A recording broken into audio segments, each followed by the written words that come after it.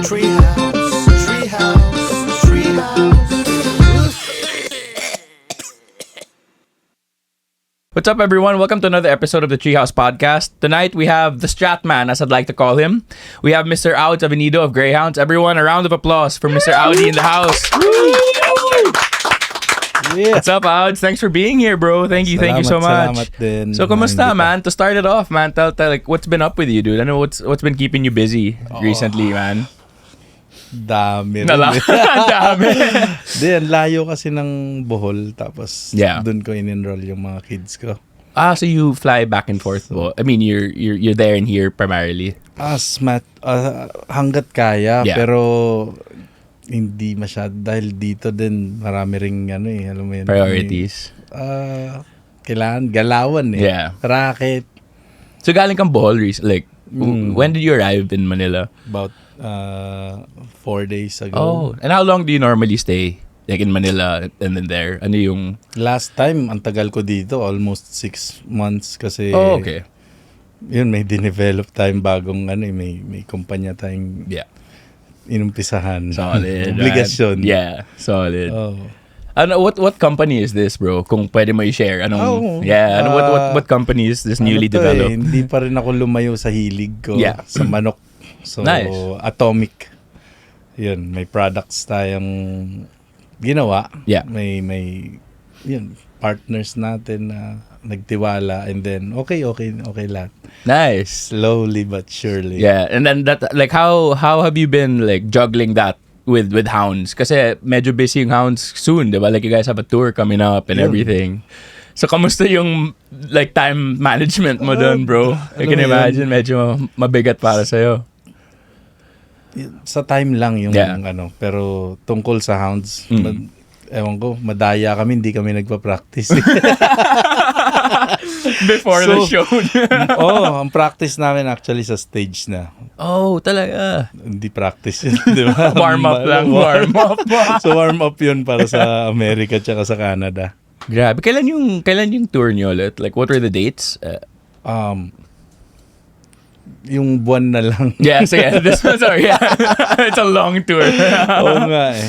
August nasa States kami. Tapos September nasa Canada. Wow, sarap, man. So, yeah. Touring. Pagod, pero masaya. Pagod, masaya, excited. Yeah. Yun. Solid, man. So, like, just stemming with hounds, para lang sa mga hindi alam, paano nag-umpisa yung hounds, bro? Kasi ang laki yung banda, man. And like, you guys have been around for a while. Paano nag-umpisa yun, bro, for you guys? So, high school Yeah. classmate ko si Tomas, si Allen, tapos yung dati namin vocalist si Alex, si Nino kasi pinsang ko. So, jumajam siya sa ibang banda. Pero dun din sa school namin sa Aquinas. Okay. So, yun, Sledge yung banda namin. And then, after nung graduate na kami, nag-form kami ng bagong lineup na lang para makasali sa Battle of the Bands. Nice. Yeah. So, yung dati namin bassist na si Alex, siya na yung kumanta para sa Greyhounds. And then, si Nino na yung nag-bass. So, kompleto na yung lineup namin. Ayun.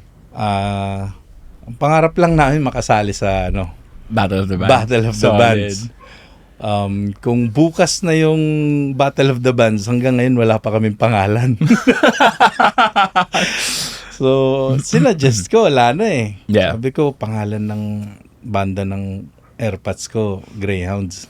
Gawin na lang natin Z. Kids naman tayo eh. Sige, what's in a name, di ba? Sige lang. Tapos, ayun. Kinabukasan, hindi na tuloy yung Battle of the Bands. Naghanda kami ng compo, naghanda kami ng covers. Yeah. Ano ba yun? Pantera, Megadeth. Tapos yugyugan na. POT. Tapos Solid. 3 compo. Handang-handa kami. So, sabi ng father ng Electric Sky Church, kasi kasama rin ni Daddy doon sa Camp Crame noon, para silang police and then doctor din. Yeah. So, sabi niya, mag-audition na lang kayo sa Club Dread. Ako excited ako kasi napapanood ko yung mga anak niya, sila Russell, Rommel, tsaka si Robert. Yeah, sa Sky Church, yeah. Oo. So, audition kami sa Dread. Yun. Naging house band kaagad kami. Nice. And then, doon na rin kami na-discover ni Noel, yung unang producer namin. Yeah. Ginawa niya kami ng demo. Ang saya namin kasi, ewan ko kung tama ba, pero parang kami ata yung unang nakapag-submit ng demo sa nice. NU107 na CD. Kasi Okay. tape pa yun nung time na yun. Yeah. Eh. So, mas modern na CD, So, ano? yun. Nilabas namin yung pig face nung Nice. tapos napakinggan kami ng mga tiga Sony. Actually, si Patrick Polumbarit. So, siya yung mag-manage sa amin. Yeah. And then, yun na. Pirmahan na ng kontrata sa Sony. Nice. And sorry, ito yung original lineup ng Hounds. Wala pa si Reg. Hindi, ano na yun. Si Reg na Si Reg na. nung nag-demo na kami. Okay. Paano si Reg pumasok sa picture ng Hounds from your first vocalist, kung okay lang i-divulge sa mga tao? We can cut it out if hindi pwede. Ano ba nangyari? I can't remember. Alam mo yun, shout out kaibigan, actually, Yeah. best friend ko pa rin hanggang ngayon, yung dati naming Okay, vocalist. nice. Kasi ayoko siyang mawala sa passion niya sa Yeah. music. Yeah. Di ko eh. Yeah, hazy ba? Hazy yung, yeah, masyado gotcha. yung kwento, pero alam mo yun, nagkaroon ng disagreement lang. Internal konti. conflicts Tapos, lang, yeah. Ako yung nagsabi kay Reg na pwede ba siyang jumam sa amin. Yeah. So, syempre, si Reg. Naging magtropa kami nung nag-audition yung Greyhounds sa Dread. Yun din yung time na nag-audition din sila. Pasok din sila. Chadish Magoy yung banda niya. Ah, nice. So, ayun. Nagkasabay rin kayo. Oo. Tapos, ayun. Ang galing na galing din Yeah. kami sa kanya. Galing niya kumanta eh. Yun. Naging magtropa kami after Yeah. nung event ng na yun. Nung gabi na yun. Yeah. Tapos, after a while, yun, nagka-anuhan nga kami ng mga sa vocalist namin. Yeah. So, nagka-anuhan lang, parang, nagpunta kami lahat sa, nag-reflect kami lahat. Nagpunta Yeah. kami sa 100 Islands. Oh, nice. Oo, so kami lang yung mga, sininyo lang din ata absent. Yeah. Ako, si Tomas, si Allen, nandun. Tapos, nag-decide na kami na, di kailangan na natin Yeah. mag-invite ng bagong vocalist. Yeah. So, yun. Na-finalize yung decision doon. Yeah. Na si Reg. Si Reg yung Di pag-uwi dito, ako na yung pinatawag si Tomas yata. Nagsabi, ikaw na magsabi. Yeah. Pareho naman kayong Bisaya eh. Yeah. Okay. May Bisaya Hello, connection. bye. Sabi ko, pwede ka bang mag-jam sa amin? Game, bye. Sige. Yeah. Tapos, yun. Parehong kabado, pero parehong excited. Yeah. Tapos yun. Yun na, the rest is History. nung napakinggan yung demo namin. No? Yeah. Nagkaroon kagad kami ng chance maging artist ng Sony. Yeah. Tapos automatic nag-click yung time na yun eh. Yeah. Right place, right time, kumbaga, for you guys. Parang maybe. ganun eh. Oo. Kamusta yung like, how did that change for you guys, like being signed and everything? Kamusta yung transition nyo from like starting out nga in high school and then just start, tapos na-sign kayo? I'm so curious, bro. How if you have any stories Isang you can shot pa remember. Kasi, alam mo yun, medyo may yabang yung na yun eh. Yeah, kasi diba like normally that genre of music, even up to now, correct me if I'm wrong, pero medyo mahirap to tap in a heavier genre, diba? Like to get signed more so. So parang I can imagine for you guys to get signed like. Alam mo, nung time na yun, sa naalala ko, di ba, syempre, pa tayo nun eh. Parang, ewan ko kung napapansin nyo nung time na yun, pero kami, parang laging nakikita mo sa billboard, Yeah. kung sino yung top 1, top Yeah. 2. Yun, Mr. 8 has arrived in the studio. What's up? Good morning, man. Yeah. So, alam mo yung top, basta nasa top nun sila, kakamayan ko muna tong brother. Yeah. Na-miss ko to What's up? What's up? Ewan ko kung tama yung alaala ko, pero nasa top nun sila, Destiny's Child, Backstreet Boys. Ay, mga top 40 bands, yung mga top 40. Oo, tapos nung lumabas album namin, naging top kami doon. With the same artist. Solid. Para bang, ewan ko, sa Pilipinas lang Yeah. siguro yun. Pero, di ba? Yeah. Uy. Yeah. Sorry, a flying cockroach has entered the studio. Kaninong lola kaya yan? Manu. There, Manu clicked it. It's over there. Only in the Trio studio there's a flying cockroach that comes in. Oh. Oh my gosh, Manu's holding the cockroach. Oh my god. Metal. Sorry, Ouds. It's a sidetrack. Normal. Normal. Yeah. All right. So yeah, no, moving on, like continuing on from there. But like, kamusta yung feeling na yun na bigla kayong after signing, biglang nasa top 40 kayo? Like, life-changing ba, would you say, for you guys at that age? Oo, kasi 17 lang kami. No? Wow, Tapos, 17. hindi namin, never kami nag-expect na maging recording artist. Talagang, syempre, sa edad na yon, wala kaming ibang mission eh. Kasi, alam mo yung kasabayan namin, Yeah. cheese. Yeah. Ang So, dami kayo na- naming malulupit na kasabayan, pero lupit na lupit kami sa kanila. Pero yung mission namin, kahit saan kami pumunta is manunog. Yeah. Yun eh. 97, ano na yun eh. Uso na sa amin yung salitang sunugan. Susunugin namin to. Pero alam mo yun, sa loob-loob namin, takot kami na ayaw namin pahiya. Kaya kahit na may mga amps na sa nagdadala kami.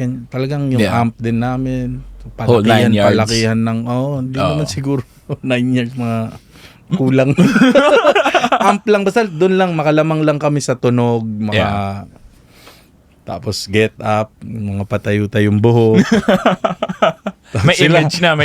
Keso nun, nagde-dread sila pero peking dreads yung pula na glue. Ano ba tawag dun yung Extenders, yung mga extenders na. Pulang glue na ang angas eh pagka pag nagkikita kitos pero pagkatapos ng gig pula lahat yung damit namin. Kasi pinawisan tutulo sa damit. Kaya pag nakaputi ka, yari pag uwi mo pula na yung damit mo dito banda. Parang bloodshed na Alam mo yun, para lang pumorma, para may magandang presence sa stage. Yeah. Kanya-kanyang gimmick noon para lang makahuli. May showmanship. May showmanship, may attention, may, alam mo yun, the moves, pataasan ng talon kahit di naman kailangan. Yeah. Headbanging and everything. Headbang normal sa atin dahil sa music Sa genre natin yeah. talaga naman. So, sarapan talaga. Ang saya nung mga times na yun kasi may pinapauso tayo na hindi pa uso sa bansa natin. Yeah. Then yun, tsamba or swerte, tumagos yung music natin. Kami yung naunang masign ng contract. Nice. Na maingay. Yeah, so, yun na nga hati yung ng ibang tao kasi may mga metal talaga na sell out. May iba naman na namulat sa atin. Yeah. So, wala, tuloy-tuloy lang. Hindi namin sila kailangan bigyan ng attention. Kasi kami lang yung namin, kung saan kami mapunta, manununog lang kami. Yeah. And then, para sa amin, para sa akin, maganda yung ginagawa ko eh. Yeah. Then, kumikita naman. Kahit na, siyempre, estudyante lang, sanay sa baon. Tapos diretsong nagkaroon ng hanap buhay na, alam mo yun, nung time na yun, we pay to play. Yeah. 'Di ba? Kung hindi man sa ganung form, kailangan mo ubusin na mabenta yung tickets na binigay sa iyo ng production para makapili tayo ng prime spots. Yeah. 'Di ba? Para ka makatugtog sa alas 8, alas 9. Para habang may mga tao pa. Kailangan ubus yung ticket mo. So, may kabanda kami, Son of God yun si Nino. Siya yung laging... I love the term, Son of God. Siya yung biktima lagi. Means talagang kailangan natin makatugtog. Sold out ticket namin kasi alam mo yun, magkamot lang ng ulo yung si Nino. May mga pera nang nalalagyan. Shout out Nino. Son of God. Son of God. Pero yun naman, being the age that you were in, never naman nagka-point or has there ever come a time back then na medyo na blind na nasilawang kayo sa pera, maybe sa sikat kasi nga kayo yung pretty much kayo ng cheese yung unang sumabog na alam mo yun, pag may biglang, nag-change talaga yung Yeah, for lifestyle, sure, yeah. diba? Kasi, sa Dread lang naman noon, nagkaroon kami ng eksena. Alam mo yung, magkaroon lang ng islaman doon, tapos, suot namin puro mga pang hip-hop na itsura. Mga elephants. Yung Oo, kaya paakyat pa kami ng stage, hip-hop bulok, ginaganon kami. Hindi Hip-hop. kami, wala kaming pakialam kasi Yeah. gusto namin tahiin yung New metal yung lang metal talaga. tsaka yung hip-hop na eksena. Yeah. Kasi parehong magandang music naman yan eh. Yeah. Tapos walang gumagawa ng ganong action. Mm. So, ayun. Unang tugtog, tulala lang yung mga metal talaga, pati outfit, yung mga masisikip. Kasi kami, maluluwag yung suot namin. So, pag nagmasikip ka ng pantalon tsaka t-shirt, todo metal ka talaga nun. Yeah. Ibig sabihin, makakita ka ng hip-hop nung time na yun, sakitan. Oo. Malamang, kung ikaw din metal, makita ka sa grupo ng hip-hop na ganun yung nung time na yun, Oo. ay babalatan ka rin. Solid, man. Makulit. So, may ganun kaming na experience noon, napaakyat pa lang ng stage. Oo. Alam mo yun, may kantsaw. Unang kanta, tulala sila. Pangalawang kanta, ang ingay pa rin, nag-i-islam, gumagalaw na. Oo. Alam mo yun, kalagitnaan ng second song, nag-i-islam na. Third song hanggang fifth song, sulit na ang gabi pag nakita namin na Nag-i-enjoy lahat. nag-iislaman, nagsasakitan. Talagang, yun yung Yun yung habol niyo as pure the na show, pure yeah. na mararamdaman mo yung yung nag-uumapoy ang kametalan pag ganun na yung nakikita mo sa harap Oo. habang tumutugtog ka. Tapos Oo. pagbaba namin parang alam mo yun, nag-giveaway sila para makadaan kami. Kita Yeah. namin na nire-respeto kami. Sarap sa feeling siguro. Ay, grabe no? yun. So, na-change yung lifestyle namin kasi galing sa ganon na syempre nagsikap din kami makatugtog sa stage nang may maka-appreciate. Oo. Tapos biglang naging recording artist kami, narinig ng buong Pilipinas, nagustuhan ng, mo yun? Yeah. Parang- Nahanap niyo yung Oo, community. siguro yung mga tao ng time na yun, nasa loob lang yung kulo, di ba? Mm. Hindi sila makapag-slam kasi Backstreet Boys yung naririnig Oo. nila sa radyo, yun yung sobrang familiar sa kanila. Yeah. Mga Destiny's Child nga. Yeah. Yun yung, Mga top tapos 40 bands talaga. Ito na bigla yung napakaingay na, alam mo yun, bago sa pandinig nila pero nakakagalaw sila sa mga concerts. Yeah. Ang sarap pero nakakapanibago ng buhay, and then 17 years old lang kami. Yun na nun. nga eh. It's so mind-blowing. So, you were 17 with all alam mo yun, this nasanay happening. kami sa mangingi ng baon. Oo. Biglang nung nangyari yun, first year college na ako nun. Wow, solid. So, hindi na ako nag-oobliga sa parents ko Yeah, sarili ka ng ng pang tuition ko Solid. o pang gasolina ko. Oo. Alam mo yun, ako na yung ganun lang yung nangyari, nag-change yung, akala ko nga tuloy-tuloy ng ganun kasi alam mo naman, bata lang tayo, Yeah. medyo tanga-tanga pa. Oh, like growing pains. Diba? Oh, Ang learning daming- the ways. Kung alam ko lang, dapat inipon ko na lang o binili ko ng maraming lupa, di ba? No, speaking of nga, yun yung gusto ko sana itanong. Kasi natanong ko na kay 8 to dati.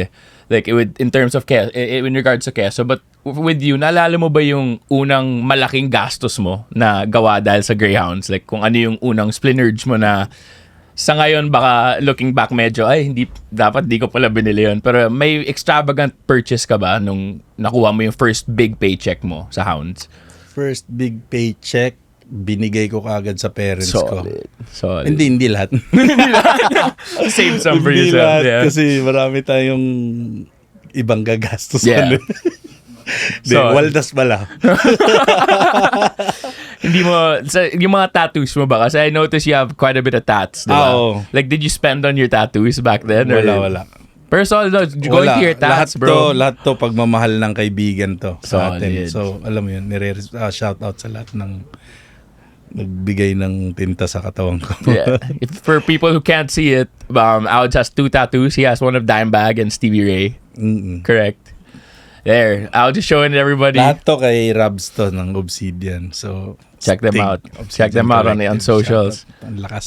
So it's like just basing it on your tattoos, safe to assume and state na idol mo yung mga yan, yung dalawang yan. Sila ba yung Oo naman. Stevie Ray Vaughan tsaka si Dimebag Darrell. Dapat dito rin si SRV. ito. Pero pinantay mo Kaso na lang. Oo, dito na lang kasi parang Mas diba, maaga. baka magsuntukan sila dito sa isang kamay. That's true. That's true, man. So yeah, man, like just moving away from the music, diba? Like just to brush up before we close down the show. Na banggit mo kanina na you started a business, diba? Like recently. But like can you tell the crowd or the people watching ano yung business mo, maybe promote your products real quick para lang ma-in the know sila. Salamat. course, bro, of Karangalan. Paano ba? Pwede ba isa-isa ito? Yeah, go man, go for it. So, take the stage, bro. Kami sa Atomic, yung pinakauna naming product is yung carrier natin na metal capsule. So, a few years, kilala na siya. Tangkilik na, marami nang bumibili at maraming nabibilib.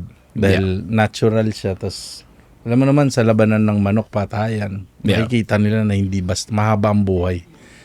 Nananalo sila dahil sa tibay. Yeah. So, yun. Nung nakausap ko yung kumpare ko, nagkaanuhan kami na ikumpleto na yung line-up. Tapos yun, may pumasok na finance. So, nabuo ko yung pangarap namin na line-up para kumpleto talaga matibay na tayo. Dahil di naman pwedeng sa pagmamanok puro about conditioning lang. Yeah. And then, essential tong mga to sa conditioning. Example, ito. Dewormer natin ng Atomic. So, bukod sa matipid, talagang napakaganda nito. And then, hindi lang to pang manok. Ayan, may pangkalapate. Kasi yung foul spec. Basta, actually, hindi lang siya pang avian. Avian yung may mga feathered, everything na may avian. Yeah, you're right. Sorry, yung, Pero, pwede siya sa cats and dogs. Oh, nice. Pwede siya sa... Mamaya pag nalasing ka pa, inumin kita ngayon.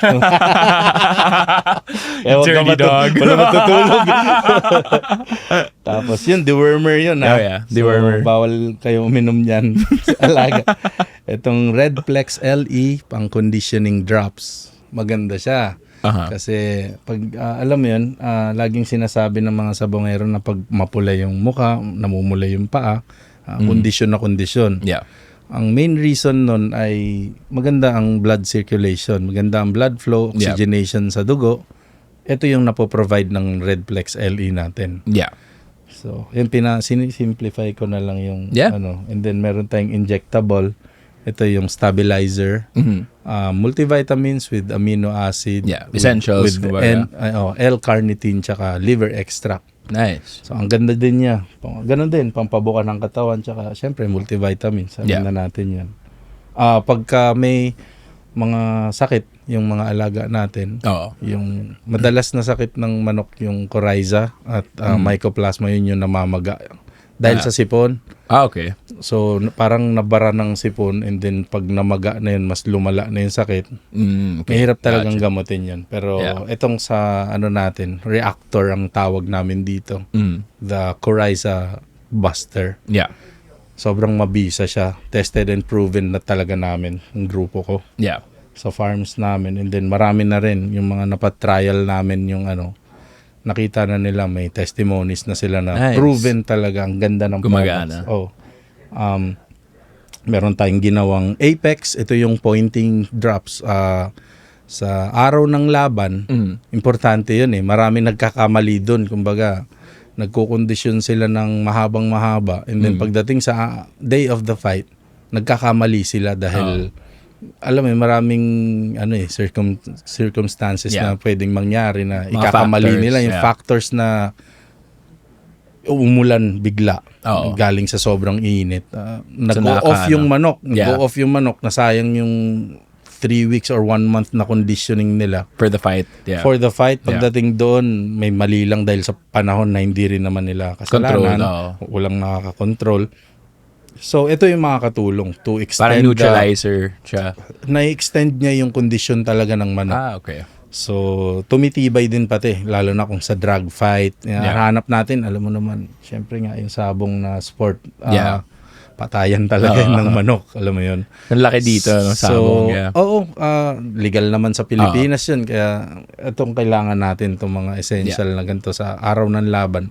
Maraming ligaw sa ganun Yeah. Maraming hindi masyadong kabisado. Tapos syempre, marami rin baguhan. Dahil pag napahilig ka, magtatanong ka ligaw ka, tapos siyempre yung iba, ang daming ituturo na hindi naman scientifically yun yung tama. So tayo naman, nagre-research tayo, and then bukod sa dinetest talaga natin yung tama, yun yung siya yung proper para sa day of the fight talaga. And then yun, ito, ka-partner niya yung Red Flex din. Ito yung, yun nga, ito lang yung malaking version kanina. Same Same lang sila, pampaganda ng blood circulation, oxygenation ng dugo. So may variant kayo na mas maliit. Para may gusto pa rin ng mas mura. Ito na. Lower price point. Lower price. Tapos meron tayong dipping solution. Pag nagpapaligo ng mga alaga, pwede, pwede siya sa aso, sa pusa. Nice. Okay. Sa manok, pinaliliguan talaga kasi matatanggal niya yung external parasites. Yeah.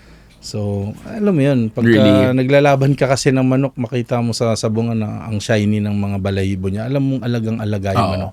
Napo-provide niya yun. Hindi mo na siya, pag niligo mo, hindi mo na siya kailangan banlawan ng tubig. Lang siya. Coated na siya. Coated na siya, protected na siya. Nice. Hindi na siya basta atakihin ng external parasites. Red mites, yung mga kuto. Yeah. So, yun, maganda rin talaga sa pets natin, mga cats and dogs. Of course, ito, yung probiotics natin. Yeah.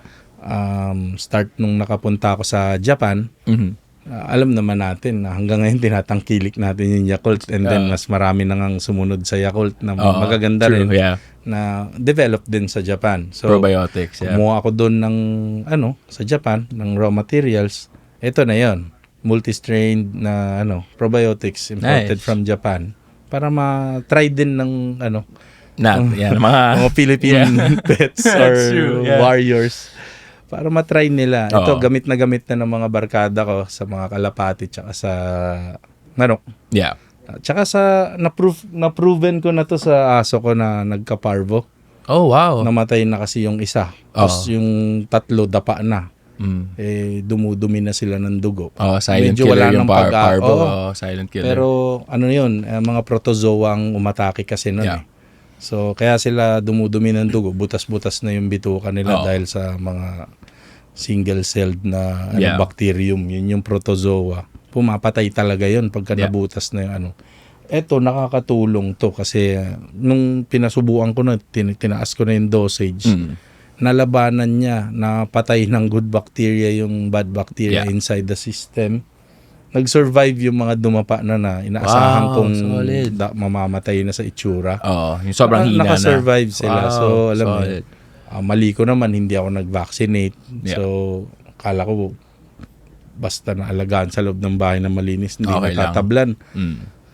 Pa rin pala, may posibilidad na tamaan. Pero ito, nakatulong talaga siya. So, ayun.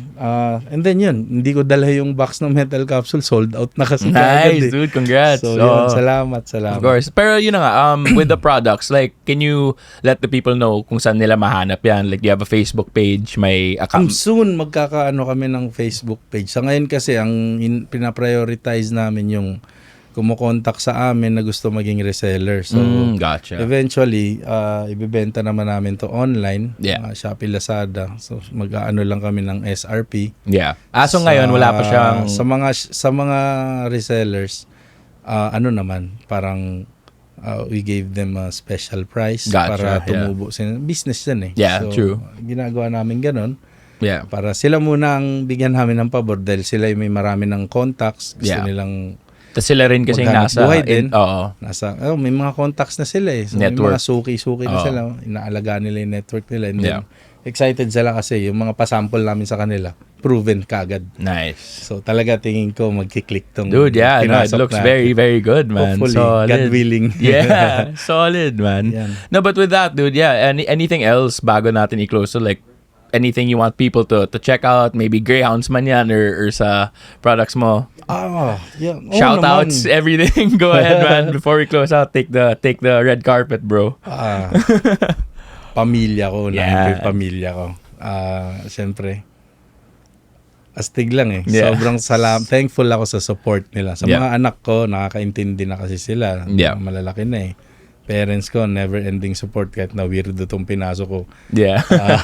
Diba? Sinunod ko lang hilig ko. Passion. Music and manok. Yun yung supportive sila kahit anong hindi naman masama yung ginagawa natin. Nagsisikap din naman tayo. So, eto, thankful ako sa kanila. Yeah. And then, sa inyo mga friends ko, man. Thank you, man. Yes. Pampabuhay kayo ng dugo. Pampapula kayo ng hasang. Ayan, oh. Shout out, Red Door. Of course. Yeah. Treehouse. Thank Diba? you, man. Yes, thank you. Ayun, lately lang, in-interview din ako sa Bayang Sabongero TV. Shout out din dahil pinopromote nila tayo. Nice. Tama. Yes. So, yun. Right avenues. Yeah. Sa mga fans natin sa tugtugan natin sa Hounds, yung mga nakaabang sa mga shows natin, thank you, salamat. Yes, sir. Cheers. And with that, everybody, that wraps up another episode of the Treehouse Podcast. Again, thank you, Sir Ouds, for being here. The Stratman, as I'd like to call him. Everybody, see you next time. And again, a round of applause for Mr. Audi Avenido of Greyhounds. Yeah, thank you. Thank you, my man. Thank you so much for being here. That ends the night, everybody. Have a good one. Peace. Hey, what's up? My name's Josie. His name's Frankie. And my name is Marts. Thank you for tuning in. If you like what you see, please do follow us on our socials for more updates.